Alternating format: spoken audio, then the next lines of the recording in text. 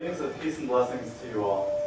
On behalf of the Muslim Student Association at UC Davis, I'd like to welcome everyone tonight to our event titled From Hiroshima to New York, 2 Acts of Terrorism Against Humanity. My name is Shuja Sajjad, and I will be your host for tonight. This evening is about critically examining, as a nation, our past, present, and future in regards to dealing with politically motivated violence. The term terrorism is usually applied in this day and age by politicians to label violence against innocent people. But would the definition still stand if it were applied in the context of acts of violence against civilian populations, but backed by state perpetrators? To examine this further, we are very lucky to have with us Imam Zaid Shakir from the Zaytuna Institute. A Berkeley native, Imam Zaid accepted Islam in 1977 while serving in the United States Air Force. He obtained a BA with honors in international relations at the American University in Washington, D.C., and later earned his master's in political science at Rutgers University. While at Rutgers, he led a successful campaign for divestment from South Africa and co-founded a local Islamic center, Masjid al-Huda. After a year of studying Arabic in Cairo, he settled in New Haven, Connecticut, and continued his community activism. He co-founded Masjid al-Islam, the Tri-State Muslim Education Initiative, and the Connecticut Muslim Coordinating Committee. As Imam, or religious leader, of Masjid al-Islam from 1988 to 1994, he spearheaded the community renewal and grassroots anti-drug effort, and also taught political science in Arabic at the Southern Connecticut State University. He then left for Syria and Morocco to pursue his studies in the traditional Islamic sciences.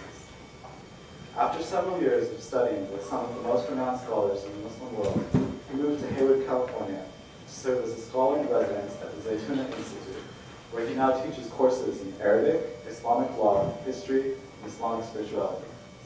He is a frequent speaker at local and national Muslim events, and has emerged as one of the nation's top Islamic scholars and a voice of the conscience for American Muslims and non-Muslims alike. After the main talk tonight, there will be a question and answer session. It is an honor to present to you tonight Imam Zaid Shakir.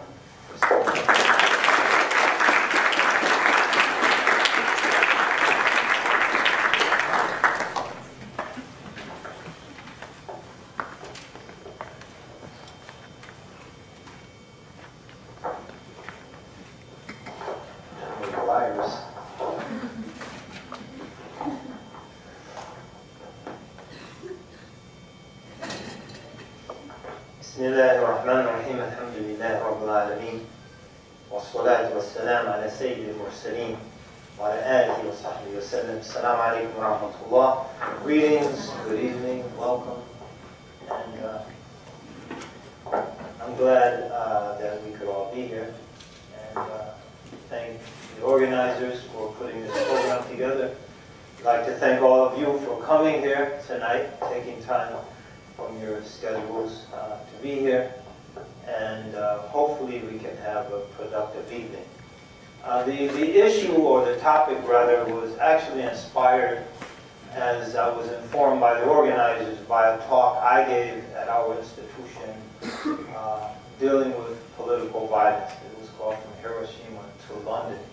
The references being the atomic bombing of Hiroshima and Nagasaki that the American military undertook at the end of the Second World War.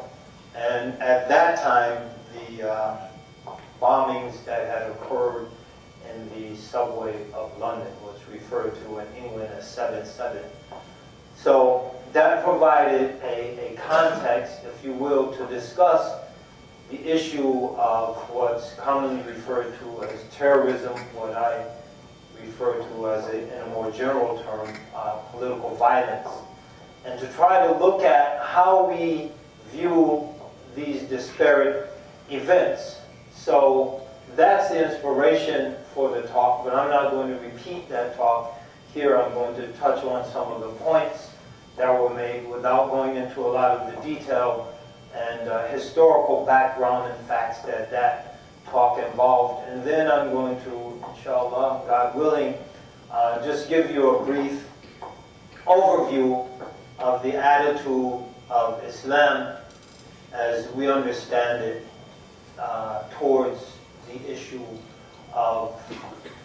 peace and warfare, and then open the floor for questions. And we hope to have plenty of time for your input so we can have a lively discussion.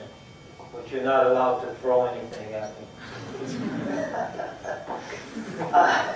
So we've inherited, we being the people, the populations of these Western nations, United States included, a legacy of what some commentators have referred to as mega violence, the mega violence of the 20th century.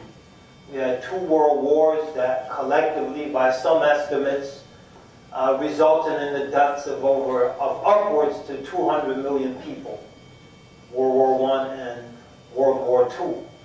We had many lesser, smaller conflagrations, but in their respective regions, in some instances amounted to the bloodiest conflagrations that those regions have witnessed. And we could just go back Rwanda by way of example.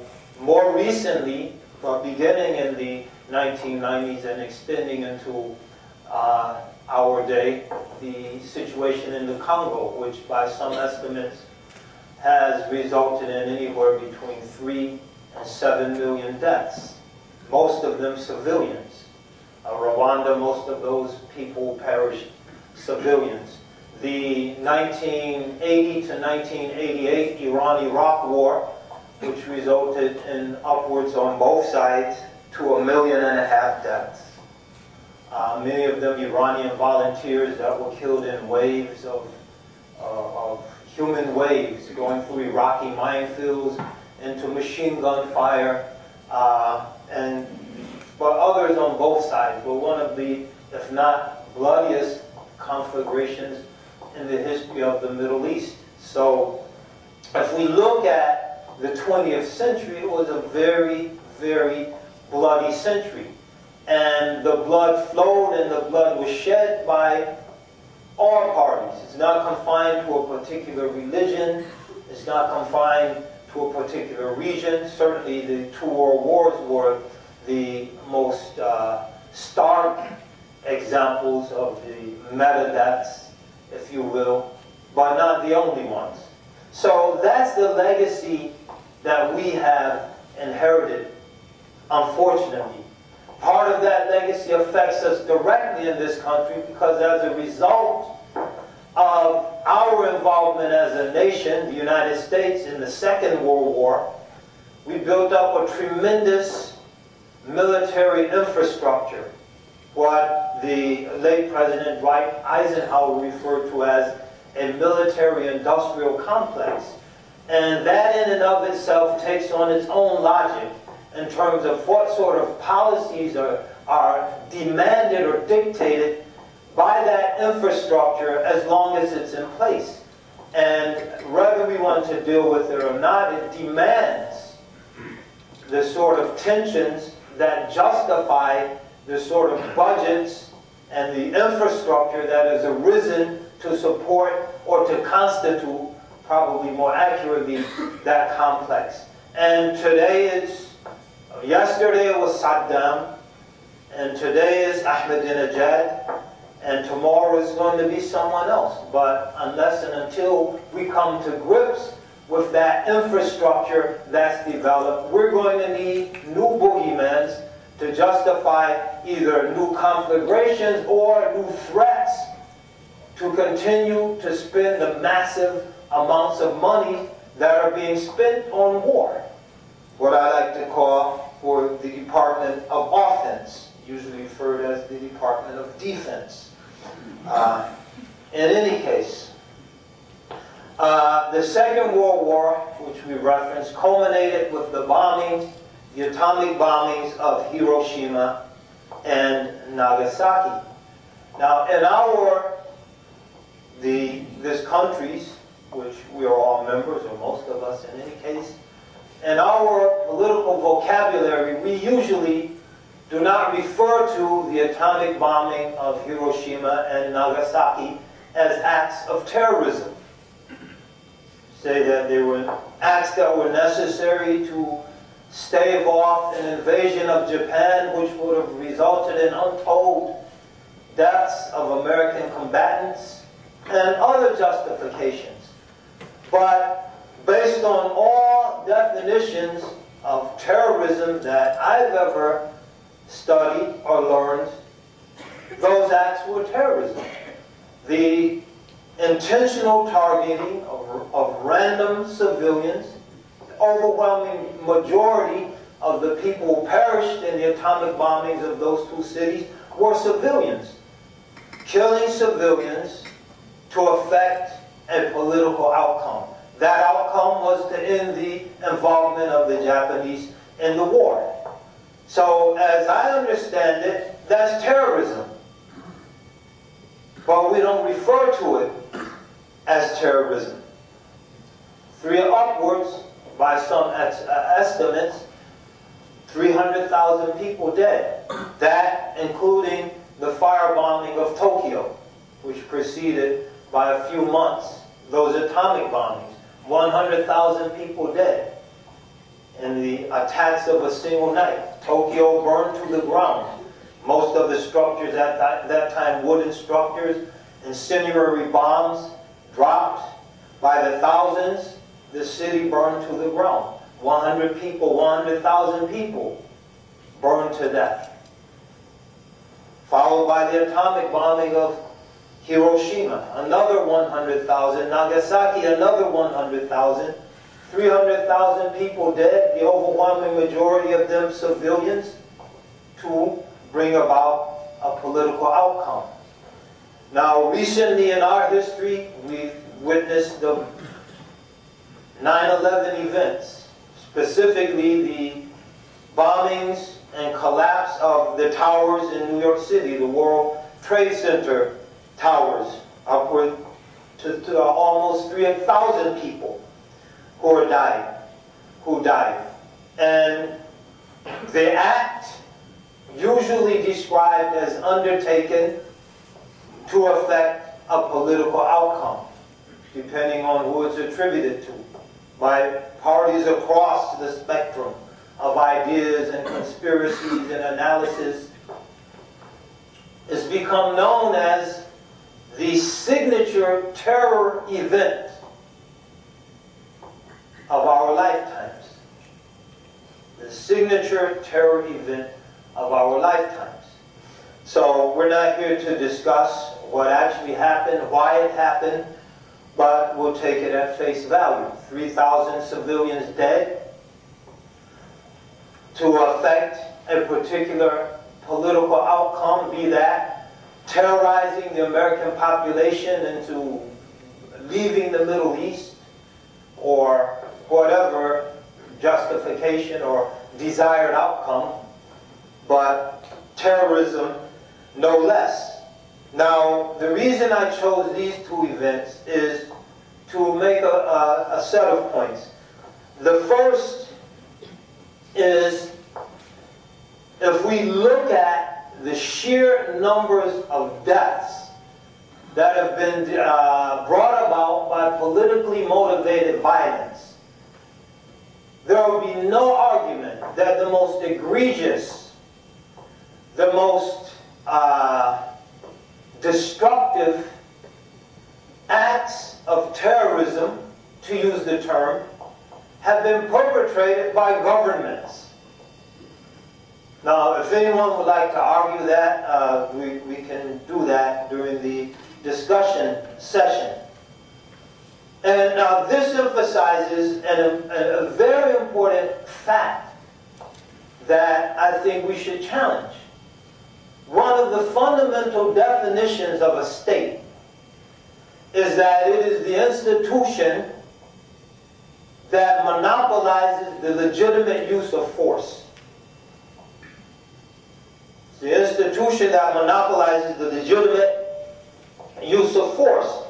So this definition is extremely problematic, because basically what it says, a state can justify its use of force no matter what the nature of that usage is, no matter what the target is, and no matter what the justifications are. Whether the justifications themselves are legitimate or illegitimate. That use of force emanating from a state actor is legitimized. And I think we, as human beings at this critical historical juncture, we need to challenge that. If we don't challenge it, then we'll see the sort of things that we see right now going on. 1 million dead Iraqi civilians as a result of our invasion and occupation of Iraq, and it's justified. 500,000 at the time the statement was made. Many of you are familiar with the famous statement of Madeleine Albright. 500,000 dead Iraqi children as a result of sanctions. Are they justified, Ms. Albright? They are justified. And it was 1998, I believe. And that was halfway through the sanctions regime. So we can assume another 500,000 died. 1 million dead children. Killed for absolutely nothing. Why do I say that? If those children dying were the price of the sanctions to check Saddam, and the sanctions worked perfectly well, as we will find out, that they indeed led to the eradication of weapons of mass destruction in Iraq. But if we turn around and said, no, those sanctions did not check Saddam, those children were killed for nothing, now we need an invasion and an occupation to deal with Saddam, then those million children were killed for nothing. And that sort of moral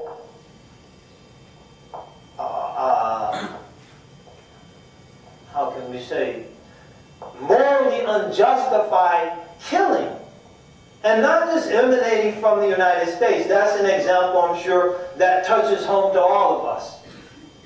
Will continue unless and until we begin to think about and then introduce into popular discourse and then introduce into policy conceptions, ideas, theories relating to violence and the use of violence and what constitutes a legitimate or an illegitimate use of violence that are totally different and that are not left up to state-level actors exclusively to determine their validity in terms of their legitimacy or illegitimacy.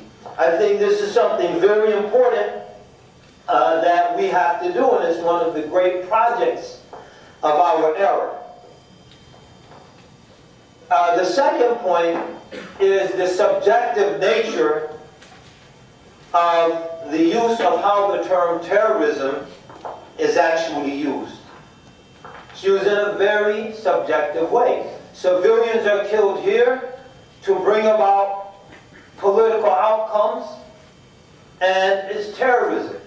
Civilians are killed there to bring about a political outcome, and it's strategy, collateral damage, justified killing.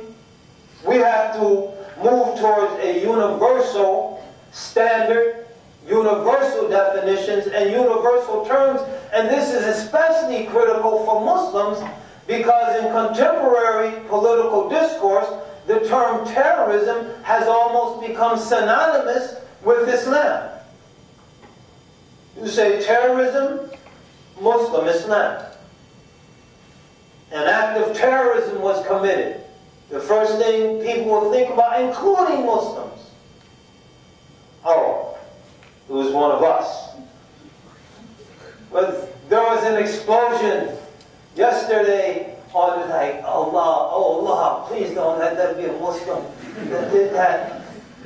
That's how the depth of the penetration of that frame of reference into our collective consciousness.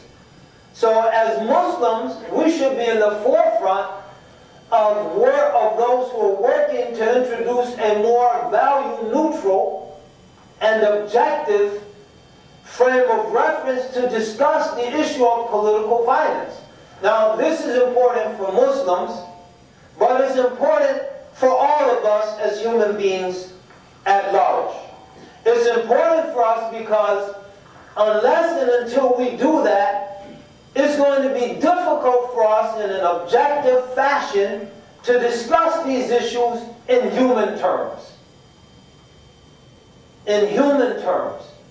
Where we can look at a dead person here, be that in Hiroshima, Nagasaki, or Tokyo, and view their life as being just as valuable, just as meaningful, just as worthy of protection and sanctification as a dead American in New York City on September 11th, 2001.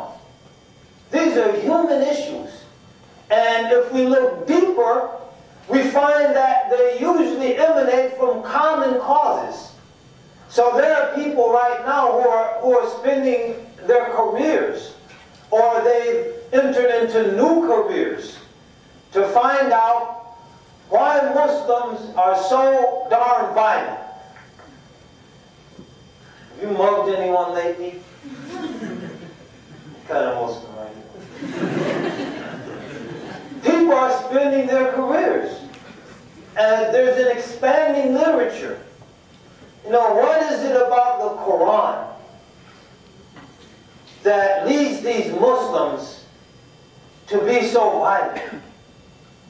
And much of this research is worthless.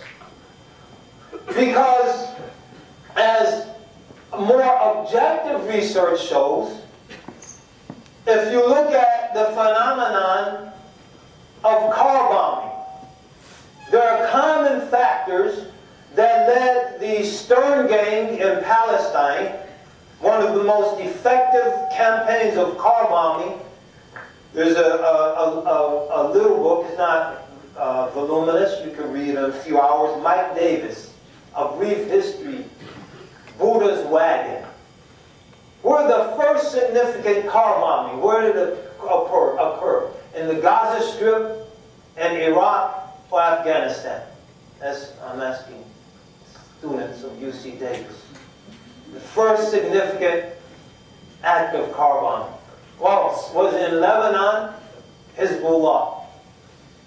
Or was it in Iraq? Or was it in Afghanistan? Where was it? It was in Wall Street. An anarchist by the name of Buddha, B-U-D-A, put a bomb in a horse cart, the Buddha's wagon, and parked it across from the offices of one of the major capitalist concerns. This was in the, I believe, 1930s. And blew it up and killed, I think, 50 civilians. It was deeply investigated, and then car bombing took off from there. Then it moved from there to Palestine. The Stern Gang, one of the Zionist terrorist groups. Irgun Stern, L-E-H-I, handful of people, very effective car bombing campaign. The Palestinians quickly learned it and began to engage in their own campaign, which was fairly successful. From there it spread to Algeria. And the French Algerians, not the Algerians, the French settlers in Algeria launched a very brutal car bombing campaign. From there it spread to Corsica and Sicily. The mafia adopted the tactic. From there it spread to Vietnam, one of the most successful car bombing campaigns and truck bombing campaigns in history, which forced the Americans to move all of their major offices and administrative centers out of Saigon to a specially constructed miniature city in the middle of the jungle. That's how effective the Vietnamese were. And from there to Lebanon. And now in Iraq. So, if you want to understand car bombing, Islam isn't going to take you far. Well, there's a verse in the Quran, kill all the infidels. That's the explanation. Well, what do Muslims in Iraq have in common with Vietnamese Buddhists? They're occupied by a militarily superior force. Foreign occupation. What does the suicide bombing of the Tamil Tigers have in common with suicide bombings in Iraq or Palestine or Afghanistan? There's a study, Georgia Pape's study, Dying to Win. And he says religion has nothing to do with it. It has more to do, again, with foreign occupation coupled with a difference in religion. Hindu Tamils against the Buddhists in Sri Lanka. The Muslims against the Jews in Palestine. The Muslims against the Americans, and sadly, Muslims against Muslims. But the logic has nothing to do with religion. Now, anyone can give it a religious justification. But the religion, the Quran, was around a long time before car bombings and suicide bombing. And Muslims weren't doing it. So if we want to understand why Muslims are doing it now in some places, we have to look beyond the religion and look at other factors that have created a new situation that leads to new forms of resistance or insurgency. So the point is, to do that, we have to have a far more objective and far more value-neutral way of assessing these phenomena. So that's the second point. Political violence affects all of us. It affects all of us because collectively, as we sit back, observe the affairs of the world, and not speak out against acts of violence that target innocent civilians, no matter who they are, whether they're Muslims, whether they're Jews, whether they're Hindus, Buddhists, Christians, whoever they are, then those acts destroy something of our collective humanity. They destroy something of our collective humanity. A part of all of us died in the rubble in New York when those towers collapsed. All of us have been contaminated and deformed by the projectiles of depleted uranium, and now the hundreds, if not thousands, of birth defects resulting from that contamination.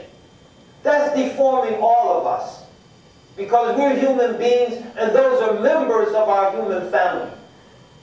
So it behooves all of us to look deeper at these issues and to look at our lives and try to see in humble ways what we can begin to do to end these situations.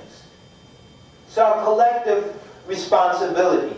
Now, what I'd like to do in the balance of this talk, as we mentioned, Islam contemporarily, and in some circles almost exclusively, is associated with indiscriminate violence, is associated with a propensity towards violence. Islam is associated, as we mentioned, with terrorism. So what I'd like to do is to look at what fundamental Islamic teachings say about violence, war, and peace.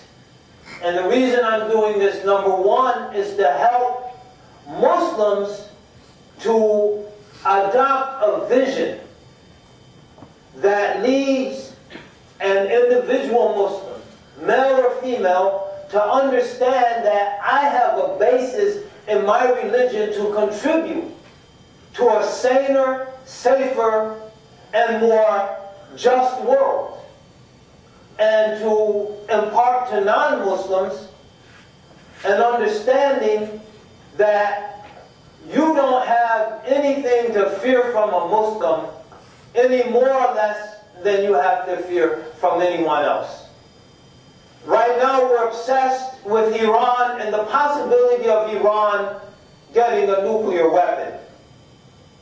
If I was an Iranian, I'd be more concerned with the fact that America already has nuclear weapons and has also used them in her history.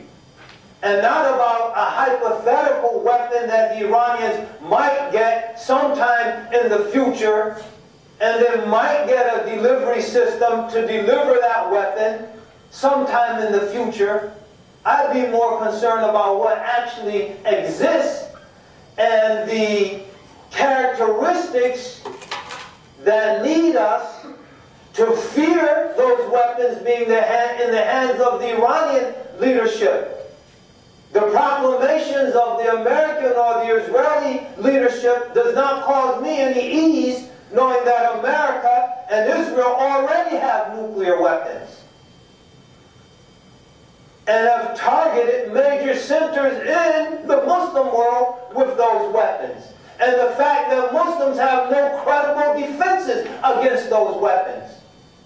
And that all we want to do is to maintain a system of dominance, full spectrum dominance, that will not allow any nation to begin to even realistically defend themselves, or to, in their particular region, compete on an even playing field, to disrupt the idea of full spectrum dominance. That's what I'm afraid of. Not as a Muslim, as a human being. Because if there's some sort of nuclear conflagration, I'm going to be breathing atomic fallout as it makes its way around the earth. And we know what happened at Chernobyl, with primarily underground leakage of atomic radiation and the widespread damage that did. Say nothing of exploding these things above the ground. In any case, briefly, Islam, basic Islamic principles, contrary to reigning dogma, view war as an aberration.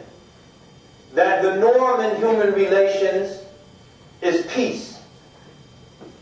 In relations between nations and now states, the norm is peace.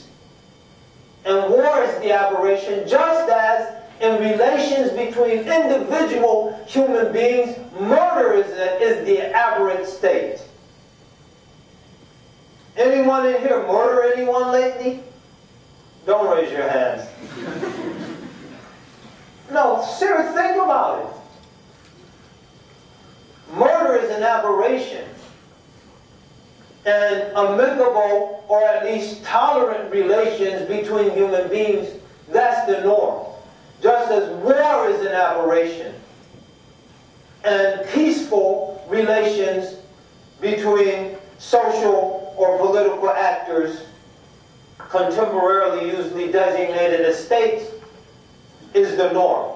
So why did I say this in the case of Islam? In terms of murder, many teachings in Islam, for example, from the Quran, وَمِنْ أَجْلِ ذَلِكَ كَتَبْنَا عَلَى بَنِي إِسْرَائِيلَ أَنَّهُ مَنْ قَتَلَ نَفْسًا بِغَيْرِ نَفْسٍ أَوْ فَسَادٍ فِي الْأَرْضِ فَكَأَنَّمَا قَتَلَ النَّاسَ جَمِيعًا. Anyone who kills a soul unjustly is as if they murdered all of humanity. وَمَنْ أَحْيَاهَا فَكَأَنَّمَا أَحْيَا النَّاسَ جَمِيعًا. And one who saves a life is as if they've saved all of humanity. From the sunnah of our Prophet, the tradition of our Prophet, sallallahu alayhi wa sallam, peace and mercy of Allah, of God upon him, he says, لَيْسَ مِن نَفْسٍ تُقْتَلُ ظلما إلا كان على ابن آدم أول كفل من دمها لأنه أول من سن القتل أو أول من سن القتل.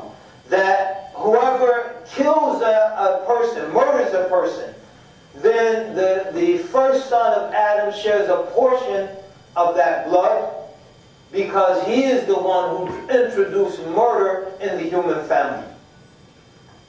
So this is a blameworthy innovation. This particular prophetic traditions in a chapter in a book called Riyadh al-Salihin, the Gardens of the Righteous, the one who introduces a praiseworthy or blameworthy innovation. And this is considered a blameworthy innovation, something new and unprecedented that's condemnable in relations between human beings. In terms of the undesirable nature of warfare, the Prophet Muhammad mentioned an originally authenticated tradition, peace and mercy of God upon him and upon all of God's messengers. Ya ayyuhan nas, O people, la tatamannaw liqa' al-adu was'alullah al-afiyah. Don't long to meet any enemy. Ask God for safety, security, and well-being. So if war were desirable, it wouldn't be something he's warning the people not to look forward to or to anticipate. And if well-being, safety, and security were the norm or the desired state, he wouldn't be instructing the people to ask God to give them well-being, safety, and security. Was'alullah al-afiyah. Ask Allah for well-being. Abu Bakr, the first caliph or khalifa, the successor of the Prophet as head of the Muslim community after the passing of the Prophet, he mentioned that I am given well-being and thank God for that well-being is more beloved to me that I am placed in a trial and patiently persevere through it. So I prefer well-being and thanking God for that well-being to being thrown into a trial or tribulation and patiently persevere. Because we don't know how we're going to fare in the face of a trial. And war is a tribulation. And a person who longs for that doesn't know how they're going to stand up. Doesn't know if they're going to go crazy. Doesn't know if they're going to lose any trust of their fellow human being, doesn't know if they're going to leave that warfare situation and come out as a homicidal murderer. As of today, how many Afghani and Iraqi veterans in this society have left the war, entered civilian life, and murdered someone, usually their wives? 101 so far. So, how many are afflicted with post-traumatic stress syndrome? Upwards to 2/3. So, we don't know, and if Muslims say, well, we have Iman. So, you know, jihad, we have jihad fi sabilillah, our faith going to protect us. I recommend a book for you. Frantz Fanon, The Wretched of the Earth. A lot of people read it, but for other reasons.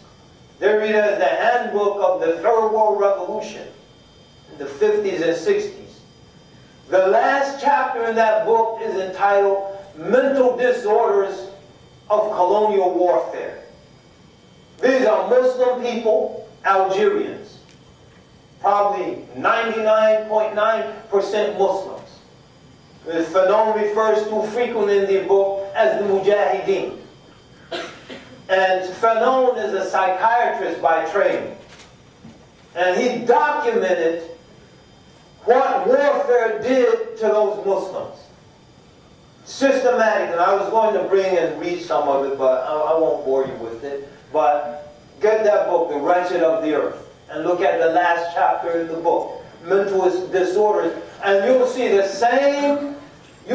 same maladies, the same disorders that are afflicting these young Americans who are coming back from Afghanistan and Iraq, and who came back from Vietnam.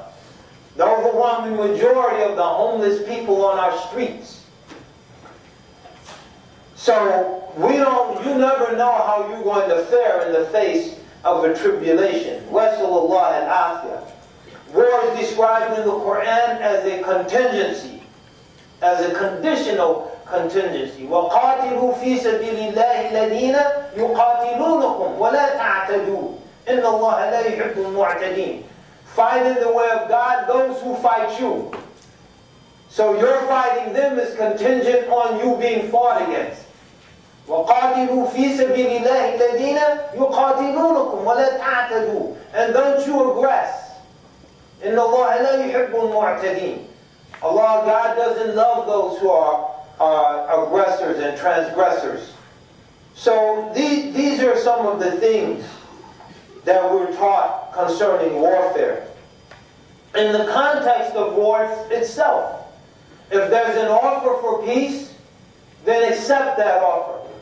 وَإِنْ جَنَحُوا لِلسِّلْمِ فَاجْنَحْ لَهَا وَتَوَكَّلْ عَلَى اللَّهِ. If your enemy inclines towards peace, then you so incline, and put your trust in Allah. Don't say, no, they're only doing this to regroup, to get the upper hand, to resupply themselves.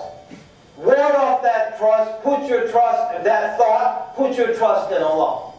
وَإِنْ جَنَحُوا لِلسِّلْمِ فَاجْنَحْ لَهَا وَتَوَكَّلْ عَلَى اللَّهِ. Imam Fakhruddin al-Razi, one of our great scholars, says, commenting on that expression, وَتَوَكَّلْ عَلَى اللَّهِ, he says, this means depute the affair concerning the covenant you have entered into to God, in order that He will be a source of assistance for you in maintaining peace. So don't think, well, through this is a stratagem, and the enemies are going to get an upper hand over us if we accept this offer for peace. So trust in God, and God will help you in maintaining peace no matter what their intention is. So this is what we're being taught, but there's an alternative narrative. There's an alternative Islamic narrative that argues against these teachings. And so what I'm saying, brothers and sisters, we have to understand this religion and teach it and advance it in ways that are conducive to joining forces with people who are working for peace. And there might be a situation where we have to defend ourselves. Pray that God gives us strength, but work for peace. And work with those who are working for peace, because it's very difficult to find interest, we say masalih, that the divine law advocates. So our legal system is predicated on 5 overarching concerns. And I'll stop here and we'll go to questions. They're called al-maqasid. And another terminology, objectives, maqasid al-sharia, the objectives of the divine law, or sometimes referred to as al-kuliyat al-khams, the 5 great universals.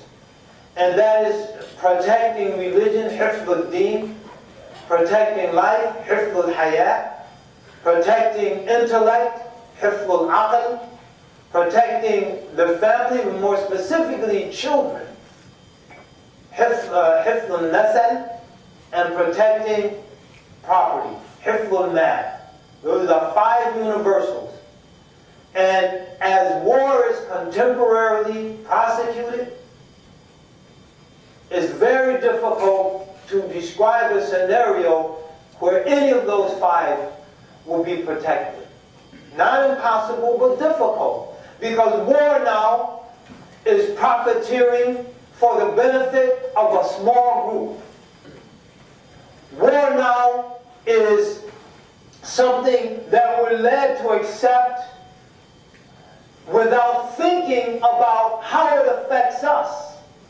There are massive budget cuts coming down the pike here in California, right? You think it's going to affect students in the UC system? I think so. They're talking about $5 billion cut to meet the $14 billion state deficit without generating new forms of income. Amongst the $14 billion, $5 billion in education. But we can find billions and billions and billions, over $1 trillion to fight these wars.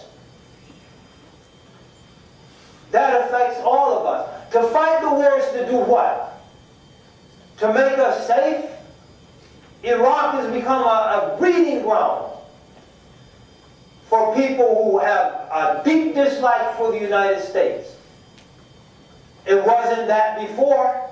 No Iraqis implicated at any level in 9/11 attacks, despite the belief of 57% of Americans that Iraq was somehow involved. Now, how do you get to that? You get to that through a media that's complicit with the war machine. That's how you get to that. So war is selectively targeting a strawman enemy to keep in place a system that lines the pockets of a select few individuals, not groups, to the detriment of those people who are on the receiving end and to the detriment of the overwhelming majority of people right here in the United States. That's what war is.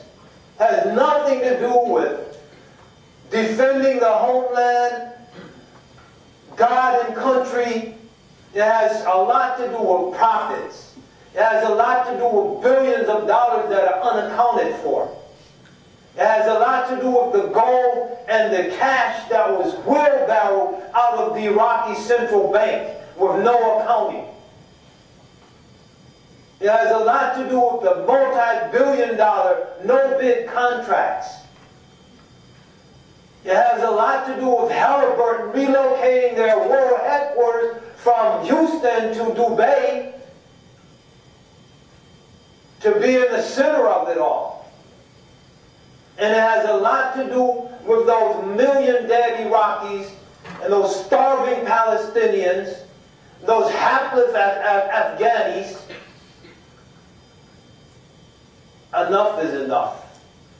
We have to work for peace, and we have to get away from this insanity, and we have to understand that on no side, it has nothing to do with religion, it has nothing to do with patriotism, it has nothing to do with any of these justifications we're presented with.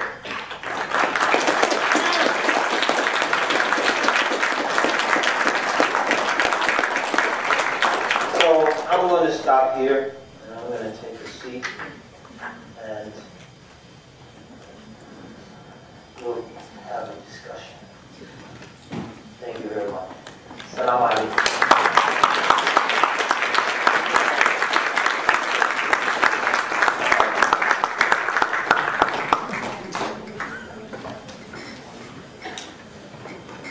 Once again, Imam Zaid Shakir.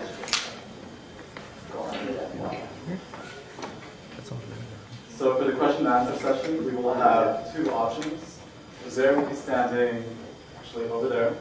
And for those people who wish to approach and ask a question live, you can formalize it. Also, if you prefer, some brothers will be handing out note cards. So if you want to send questions, you can do that as well.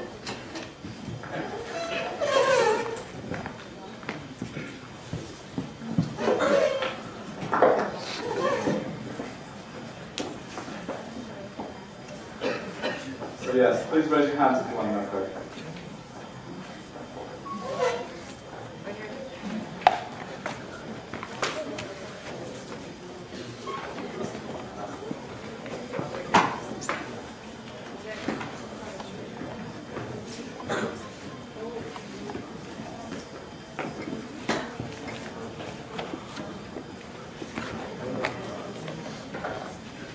So yeah. Or just raise your voice. I did it.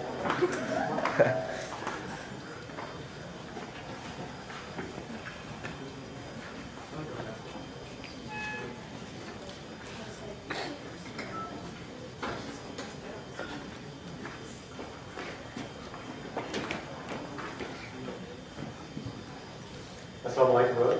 Wa alaikum assalam wa rahmatullah. I wanted to ask, an interesting point that you brought up was the justification.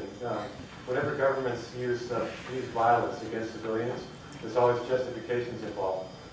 So I'm wondering how you compare situations where the United States government has used violence, for example, Hiroshima and Nagasaki, to times when Almighty God, Allah, has used violence, such as during the time of Prophet Noah, the peace be upon him.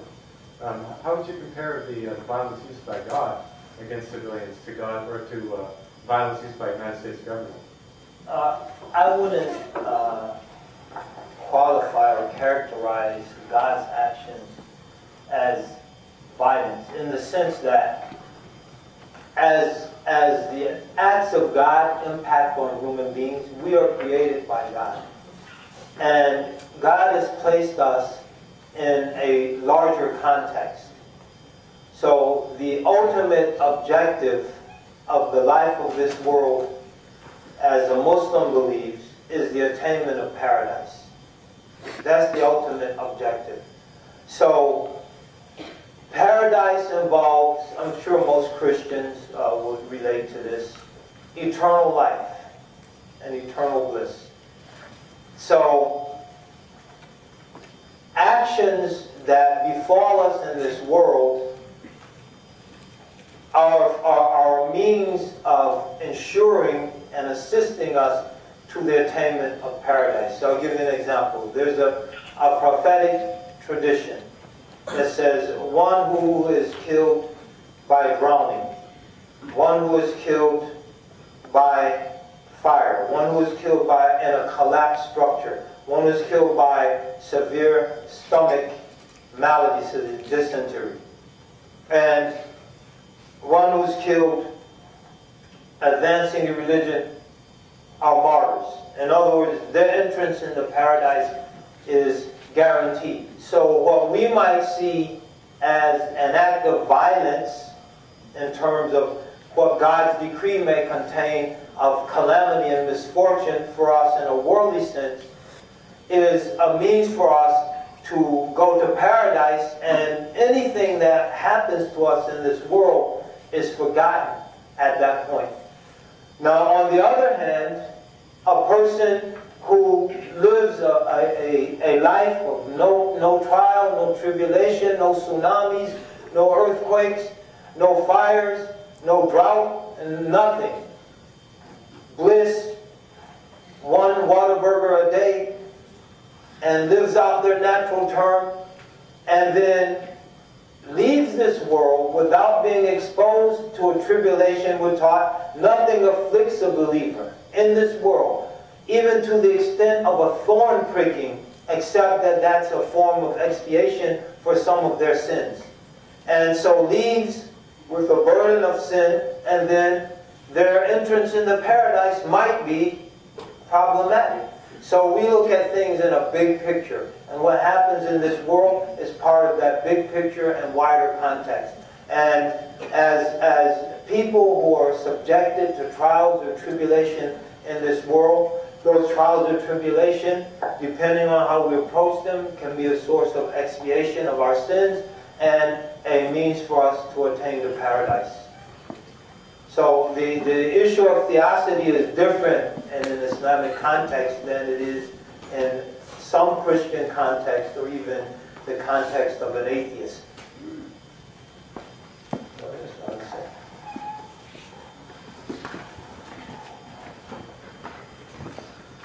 السلام عليكم Imam Zaid Shakir. Jazakallah khair, barakallah feek. Imam Zaid, you tied up Islam with terrorism in the subconscious of a lot of people right now. Now we have all this young generation. Would you please advise them, how do we correct that? All this young generation of Muslim American, if you can give a word of wisdom the young That's generation. what I was trying to do, or trying to. Maybe I didn't do such a good job. I think it's very important for our young people to adopt a vision of how you can contribute to eradicating many of the problems of this world. Now, and predicated on the fact that, or the realization rather, that the status quo is unacceptable. All right, once we accept that or agree on that, the status quo is unacceptable. What can I do in my capacity to work for a different sort of world? What would that involve? What can I do to work for a world that doesn't accept constantly refined methods, efficient methods of killing each other? And this is why I think it's imperative that one of the great projects for this generation of young people is working just as previous generations. If you read one of the professors at UC Berkeley, Adam Hochschild, has written a book, two incredible books really, Leopold's Ghost, on the colonization of the Congo and the brutality that involved during the reign of King Leopold. But also more relevant to this issue, Breaking the Chains, the ending of slavery in the British Empire. And he outlines how a handful of people conceived of and orchestrated a campaign against all odds to end the most lucrative slave trade, the British slave trade that primarily was focused on growing sugarcane in the Caribbean, and ended that. So they had a vision, and then they began to organize themselves and to arm themselves with the information and the tools necessary to effectively address that issue. So one of the great issues we have to address, and you as young people should definitely address, is ending in a real sense the proliferation and even the existence of weapons of mass destruction. Because as things are now, we're in a race to determine how we can more effectively and more efficiently kill a greater number of people. So now where's the research? The research is now beaming down electromagnetic beams from satellites in outer space and scrambling the brains of a whole population. That's where it's headed. Where does it stop? Where does it stop? And what is the responsibility of a Muslim in the face of that sort of potential? So we have to have a vision that says, number one, certain things like the militarization of this planet, certain things like the global corporate domination of this planet, certain things like the ecological destruction of this planet are wrong, and they threaten our collective human existence regardless of our nationality, ethnicity, religion. And so, as a human being, first and foremost, I have to do whatever I can to eliminate those things. And so once we have a vision that there's something wrong, look at your individual skill sets and see what skills do you possess or can you make available to dedicate towards the eradication of those things. So I think that's where young people have to start. A vision that, number one, allows us to see that there are some things terribly wrong with what's going on in this world. The inequalities, not just between nations, within nations. There's never been a time in American history when the disparity between the wealthiest and the poorest in this society has been greater. And with the assault on the middle class, it's going to get worse. They just had a primary in Michigan, highest unemployment in the nation. Most of it, the elimination of blue-collar industrial jobs. And most of those in the auto industry. And so that's creating stark inequality. There is no middle class. Or the middle class is declining, is losing its savings, is losing its social mobility, is losing its economic mobility. Now, when that happens in a society, there are grave implications. So there are things that are terribly wrong. And that's just a microcosm of the world. We have people who are overfed, overhoused, overheated, overcooled, and other people who are underfed, underhoused, and definitely overclothed. And some people are underfed, underclothed, underhoused. And so how do we begin to bridge those gaps? We start by acknowledging that something's wrong with the existence of that gap in the first place. And by acknowledging that the ideological tools that are in place to keep those overfed, overhoused, overclothed individuals from realizing something's wrong and then beginning to address that. So that's a starting point. Where it goes from that is the question that history and your collective imaginations will answer. I can't do it from this chair sitting at this table. But your engagement, and that's why like human engagement with history. Now we have one of the main problems with the Muslim world. It's not all America. A lot of problems we as Muslims have. One of the problems we have is this idea Islam is what the Prophet, peace upon him, did. Then after that, there's no Islam until us. And to get to the real Islam, we have to go back to that era. So what does that do? That negates 1,400 years of real human beings trying to apply this religion in the light of real social, political, economic factors in real society that's generated a wealth of information, a wealth of literature, a wealth of knowledge that can assist us to carrying on that project. So we don't have to reinvent the wheel, because if we do, what are we going to do? We're going to now, with this idealized, mythical image of Islam that we've created, take that and engage the world. And then we're going to find the same obstacles that Muslims, men and women, human beings have encountered for 1,400 years, facing us without the benefit of their experience to assist us in that engagement with reality. So we have to really begin to understand that human struggle, based on the ideals that we carry, is the stuff of history. We're not going to change the world just reading about it. We're not going to change the world theorizing about it. It's going to happen through our engagement with the world, and that engagement, as the engagement of Muslims with the world, is going to result in a lot of trial and error. And so the mujtahid thought about things and derived rulings, and then rethought things and derived different rulings, because there were obstacles here that needed to be circumvented. So the struggle of all of you, that's what's going to make history that subsequent generations will read about. And what should propel you is the vision that you have. A vision that something's wrong, and a vision of how we can begin to set things right.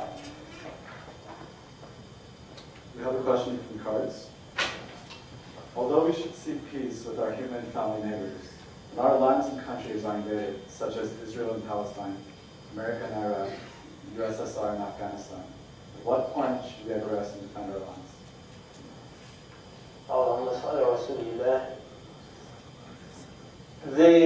The right of self-defense, as described by the Declaration of Independence and other pivotal doctrines that form the core of political thinking and philosophy here in the West, enshrine self-defense and some view as an inalienable human right. So every people have a right to defend themselves, but we have to have the wisdom to know when a defense in military terms is feasible and will conducive to bringing about results.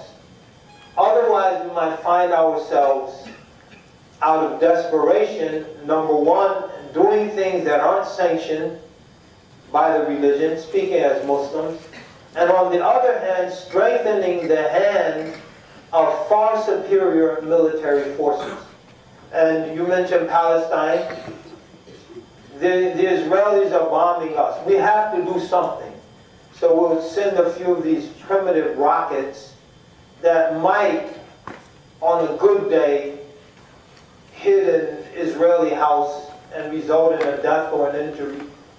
What does that do? It provides the justification for whole villages, possibly whole towns, possibly the entirety of the Gaza Strip being flattened. So, and then what's the justification? We had to stop these rocket attacks. So I think it's very important for us, while acknowledging the right to self-defense, to look at a deeper level to see what is the most effective means of defense in light of the resources we possess and in light of the objectives, ideology, and strategic realities that those who are aligned against us as Muslims are dealing with. And then begin to think outside of the box and to look at creative ways to resist. And probably at this juncture, one of the most creative ways would be a serious nonviolence campaign. Because what? One of the greatest assets that the Palestinians have, number one, is the truth, and number two is under reasonable situations, world public opinion. But when those resources are squandered and public opinion, because of the way media resources are allocated, our acts are used to undermine even the truthfulness of our cause, then it's incumbent upon us to begin to look at other strategies. Otherwise, you see, painting ourselves into a corner that we can't get out of. Wallahu a'lam. These are difficult issues, and God knows best, and we pray that the people there throughout that region can find a way to live in peace, and that we can do something constructive to help to facilitate that. In regards to the statement of Sayyidina Abdullah earlier, can you please comment on the traditions that say that the Sahaba would actually be worried when they were not being tested because they thought something was wrong with their faith? Well, the believers balances between fear and hope. So I think it's important for us to acknowledge, as I said, there are always alternative narratives, and to try to understand what is the realm of possibility in terms of the choices we can make to inform policy, if we're policy makers, or to inform how we live our personal, individual lives if we're not policy makers, or how we might contribute to addressing some of the problems that I alluded to earlier. So there's a realm of possibilities. We can feel that, as a tradition mentions, there are some people whose faith is only rectified or set in order by ease. So God gives them ease. If they had difficulty, they can bear with it. And then they start blaming God. God, why did you do this to me? Why did you take my little baby? How can you be just? And you didn't let this baby live. That's my only child. And so if that type of person is cast into a tribulation, they might lose their faith. So God gives them ease. Another sort of person, their faith is strengthened by tribulation.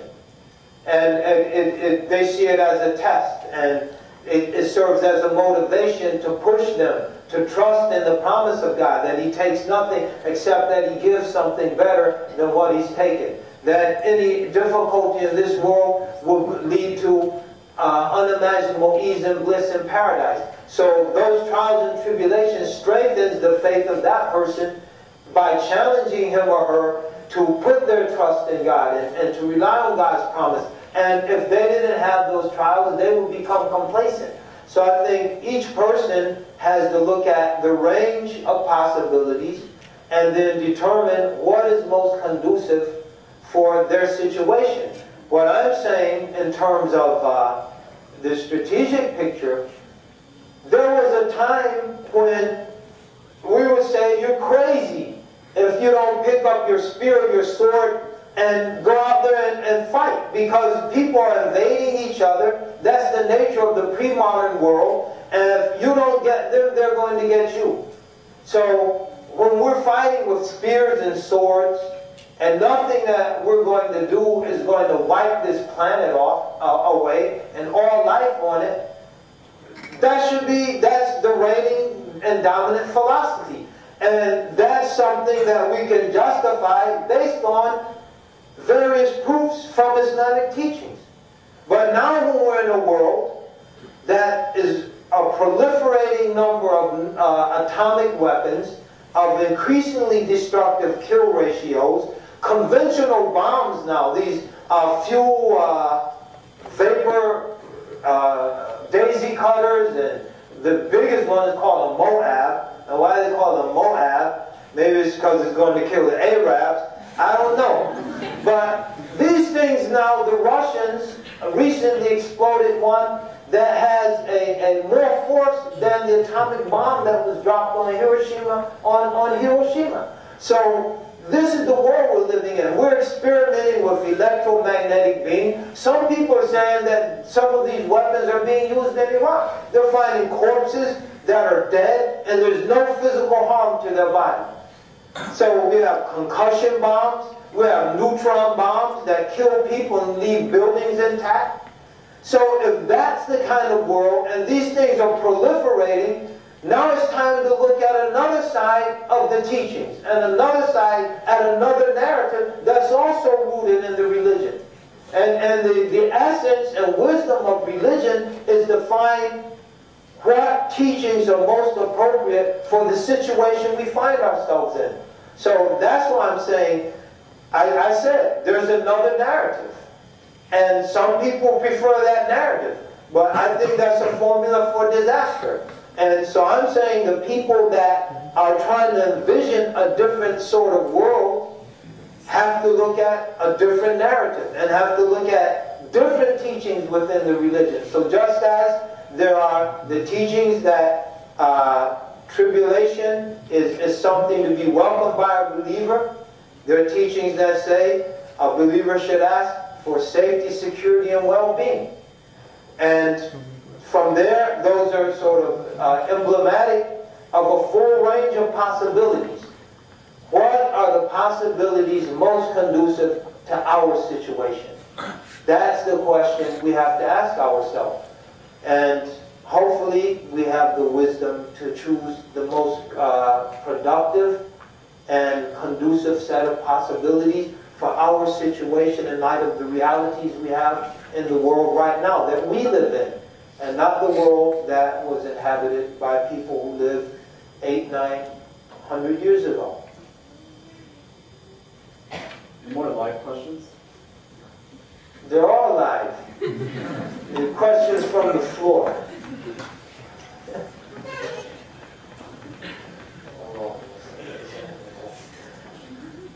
They're lively.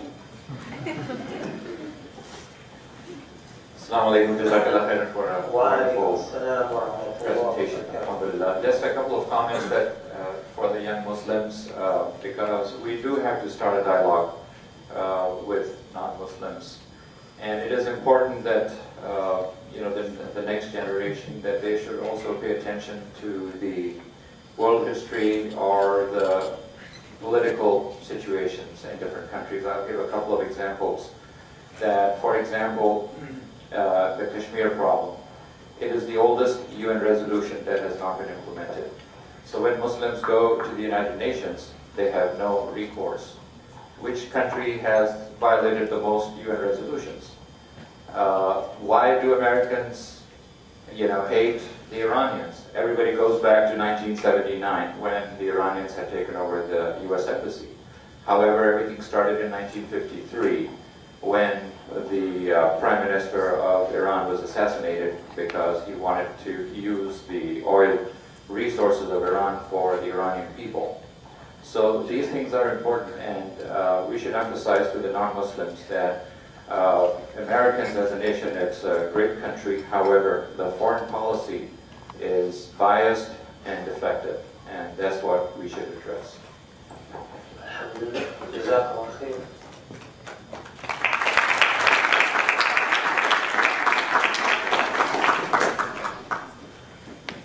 I've been watching the news and saw our government had turned the modern Pakistan into a totalism regime.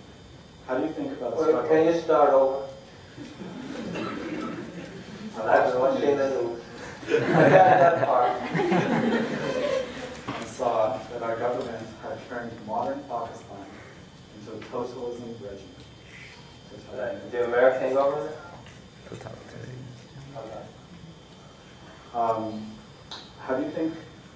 How do you think about the struggle of Southeast Asia today? Well, I would situate Pakistan more in South Asia.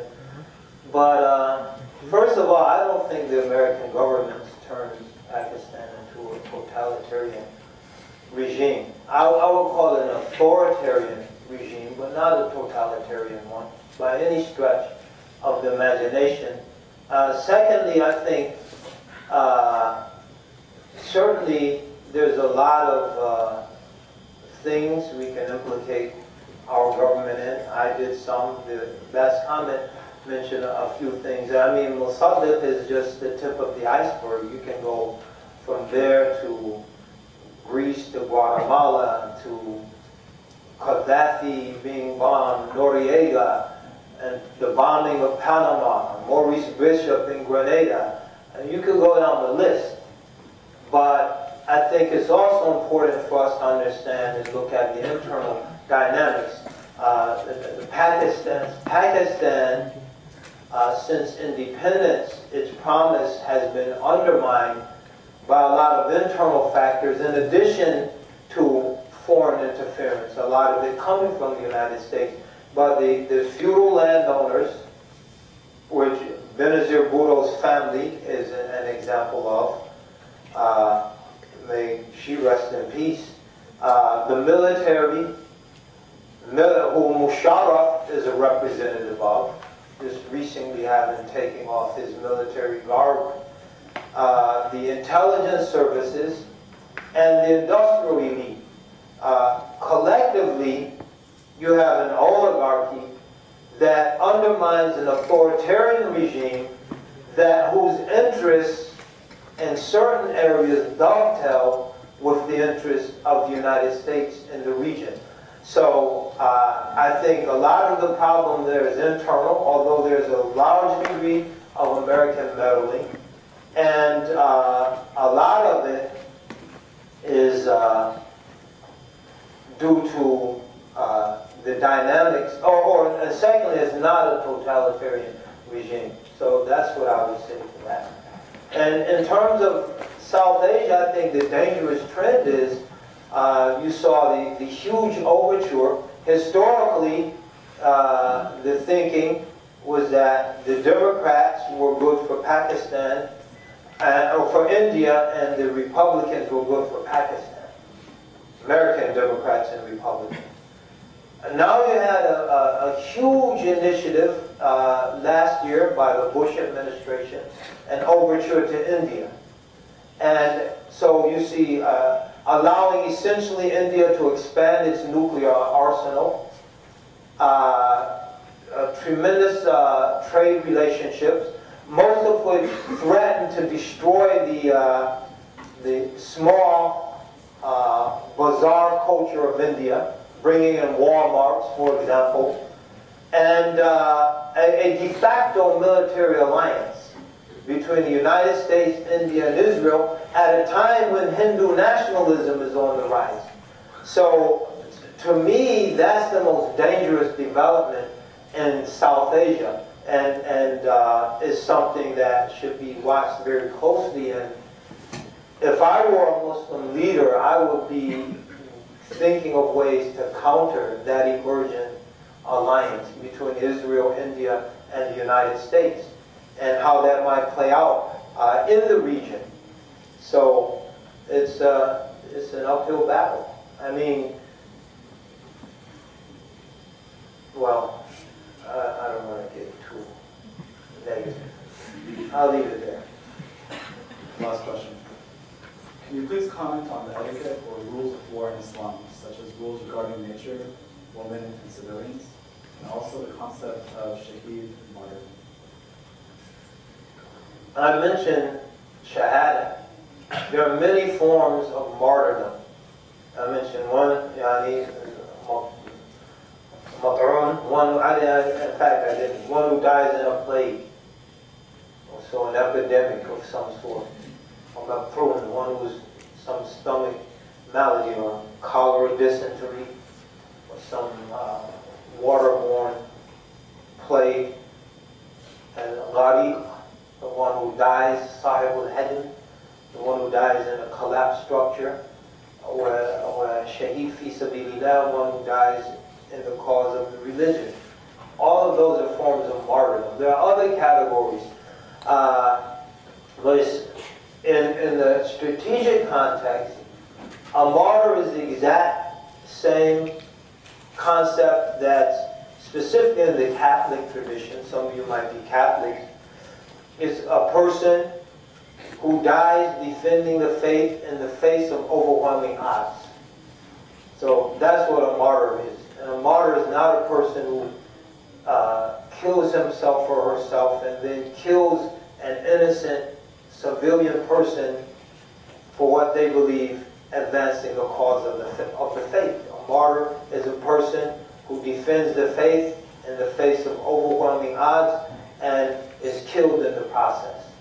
Like Hamza or Mus'ab on the day of Uhud, Mus'ab bin Umayr, or Sumayya, Ali Yasir, or people who were killed in the early days of Islam against overwhelming odds, and they're standing up for the truth and for the faith, and that tradition endures to this day. So it's exactly parallel to what most Christians would understand a martyr to be. Allah Alam Mustaan, and God surely knows best. You should take one more from the floor, so to even the score, take one more from the floor. And if there's still time, you might take more.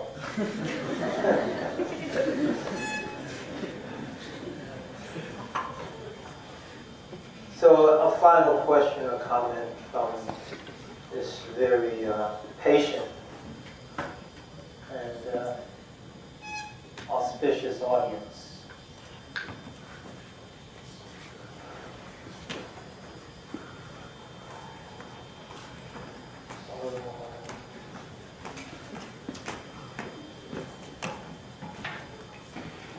Thank you first of all, and sorry if I pluralize English language because I just arrived here. I'm from Iraq, and you said that something about religion that has nothing to be considered in terms of terrorism. But I'm sure you understood all of the history of Islam, and you have understood what's inside the Quran. I think there are many things, many ideas, many events in our history, as a Muslim history, not as an Islamic history, which has to be considered in terms of terrorism. If you don't talk about these things in our history, if you don't talk about these things in Quran, which right now embodied a lot of bad ideas or immoral ideas, and as a weapons to terrorize people, to terrorize civilians or innocents in Iraq or in everywhere around the world. For example, give me an example of the translation of these teachings into what you describe as terrorism. What's going on right now in Iraq is not about occupation, all of this. Most of what happened in Iraq right now is about religious people killing themselves among themselves. I just arrived here, I understand what's going on there, and we all know this is about religion. This is about, if it's not about the core of religion, it's about ideological religion, about Shia, about Sunni, about this other doctrine which derives from Islam, from Quran, from history, or from whatever you believe. So we have to examine all of these ideas. We have to acknowledge that in our history, in our Quran maybe, in our intellectual theme, in our these things, whatever you name it, there are many things we have to be considered in order that maybe somehow they contribute to somehow. No, I understand what you're saying. Sorry about that. And I'm not denying the religious factor, but I'm looking at cause. Now, as an Iraqi, let me ask you a question. Who knows your history? Were Sunni and Shia in Iraq, and Hujjatul Islam, Ayatollahs, Sheikhs, during the British occupation? They were. Were they there during the during the monarchy period? The time of King Faisal? They were. Were they there during the time of Abdul Karim Qasim? They were. Were they there during the time of Iran-Iraq war? They were. Were they there during the time of the American sanctions, Sunni and Shia? They were. Ayatollahs, Sheikh, Wahhabis, Salafis, they were all there. Why is it that during the British occupation, during the British Mandate period, during the monarchy period, during Abdul Karim Qasim's time, during the Ba'ath before Saddam, the Ba'ath after Saddam, the time of the sanctions, they weren't slaughtering each other like they are now? What's the variable that's been introduced into the formula now?